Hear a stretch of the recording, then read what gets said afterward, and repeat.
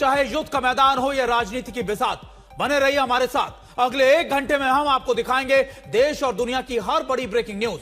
शुरुआत करते हैं अमेरिका और ईरान की जंग को लेकर। इस्लामाबाद में अमेरिका और ईरान के बीच वार्ता का दूसरा दौर होना है, लेकिन इसे लेकर बड़ी खबर आ रही है। अल जजीरा के ईरान के वरिष्ठ सांसद के हवाले से एक खबर दी है कि ईरान अमेरिका के साथ बातचीत जारी रखेगा, लेकिन बातचीत के लिए उसने रेड लाइंस खींच दी हैं। रेड लाइंस मतलब वो शर्तें जिन्हें मानने के बिना वो ना तो बातचीत करेगा और ना ही बातचीत की टेबल पर बैठेगा। ईरानी संसद की राष्ट्रीय सुरक्षा समिति के प्रमुख इब्राहिम अजीजी ने कहा है कि IRGC के कमांडर रह चुके हैं। उन्होंने कहा है कि ईरान ने अमेरिका के साथ बातचीत जारी रखने का फैसला किया है, लेकिन इसका मतलब यह नहीं है कि किसी भी कीमत पर बातचीत होगी।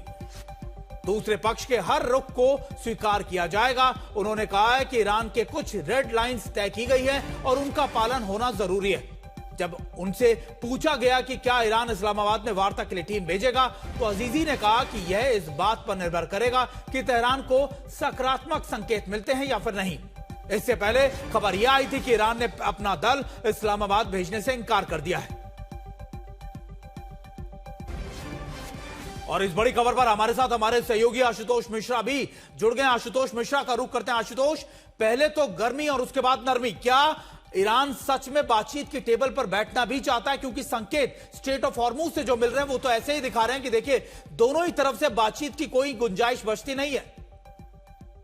11 अप्रैल को भी थी जब पहले दौर की बातचीत शुरू हुई थी। अगर आपको याद हो कि 7 घंटे तक पहले भी यही बातें थी कि हम नहीं आएंगे। उधर युद्ध विराम का आने की घोषणा हो चुकी थी, लेकिन उसके बाद भी जो है लेबनान को लेकर के स्थिति फंसी थी कि अगर लेबनान पर समझौता नहीं हुआ तो हम नहीं आएंगे। लेबनान में इजराइल की कार्रवाई जारी है, लेकिन दोनों आए। अभी भी ये उम्मीद है, क्योंकि देखिए जिस तरह की तैयारियां कल 11 साढ़े 11 बजे इस्लामाबाद में शुरू हुई हैं, आमतौर पर ऐसा तभी होता है जब पर्दे के पीछे एक भूमिका बना दी जाती है। उस भूमिका के साथ कौन होगा, कि आपके बैक चैनल ट्रैक्स हैं, पूरा लॉजिस्टिक टीम पहुंच गई है, चेहरे जो बड़े हैं, अब उसमें अराक्ची हो या बाघई हो, ये कौन होगा, कौन आएगा बातचीत करने के लिए, ये इस पर बाद में मंथन हो सकता हो। जैसा कि अमेरिकन थिंक टैंक रिपोर्ट करते कि IRGC पूरी कमांड में है, विदेश नीति को लेकर के भी सब वो तय करेगा।